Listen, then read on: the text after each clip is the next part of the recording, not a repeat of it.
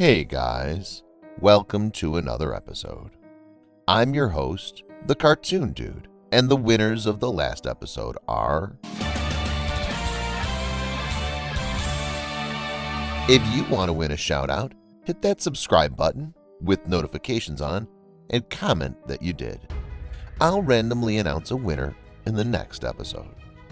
Today we're telling the origin story of a monster named the Thin Man from the famous game Little Nightmare 2.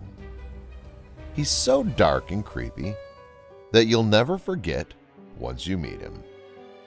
He's the Thin Man. Thin Man is the main antagonist in the scary game The Little Nightmare 2, also called the Tall Man. He's a terror to the Pale City residents.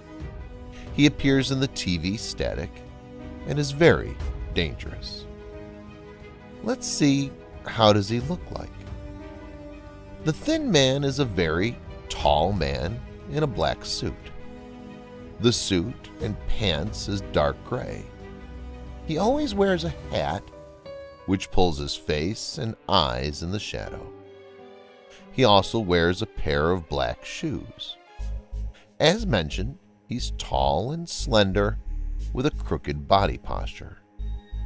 He's always seen bent towards one side and seems evidently malnourished.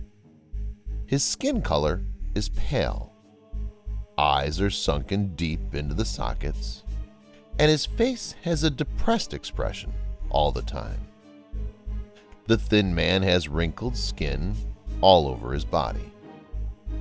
Overall, he's in black and white shades, which makes him look like a walking corpse. The Thin Man appears in the 5th and final chapter of Little Nightmare 2. That's the transmission. The transmission is all about the signal tower in the Pale City. The whole sequence of incidents involving the Thin Man happens inside the signal tower. The signal tower is the place from which the static transmission is given to all the television in the Pale City. Through this transmission, the residents of the Pale City are controlled. They're all hooked to the television screens and mesmerized by the static all the time. This static also corrodes their faces, which causes many of them to go to the hospital as well. That's how the doctor gets his praise. So the signal tower is centerpiece of the whole Pale City story, and Thin Man lives there. Like many other characters in the Pale City, the Tall Man doesn't speak. His intentions are known only through his actions. He's never seen aggressive or angry. The Thin Man is always composed, calm, and moody. He'll chase you to death, but with composure. Inside the signal tower, the Thin Man can appear and disappear from anywhere to anywhere. He knows any movement inside the tower intuitively, so it's very difficult to trick his eyes and escape him inside the tower. The Thin Man is very cunning as well. The protagonists, Mono and Six, has a tough time fighting the Thin Man and escaping from him in this phase of their adventure. The Thin Man is ultra-focused when he takes up any task. Whenever he gets into an adventure, Thin Man makes sure that he rests only after finishing it. So how does he attack the residents in Pale City? The Thin Man is kind of trapped inside the signal tower. For unknown reasons, he cannot come outside the tower physically and do any activity. So he attacks through the television. The static in the television is controlled by the Thin Man. Whenever he wants to get people from the Pale City, he appears in the static, and he can catch people through the TV. This is insane. The Thin Man is known for attacking and kidnapping children. He's particularly interested in attacking kids. So Mono and Six became his favorite target as soon as they entered the tower. The fact that kids are inside the tower made his excitement go through the roof. He knows that nobody is more powerful than him inside the signal tower. The tower's ruled by the Tall Man. Kids who are kidnapped by the Thin Man are never seen again. Nobody knows what he does with those children. As we've told, the Thin Man's ability to travel is limited through the televisions. Basically, he can teleport through the televisions. However, Mono also attained this ability, which somewhat helped Mono and Six to save themselves. They ran through television sets, while Thin Man followed them everywhere. The Thin Man can also perform time manipulation.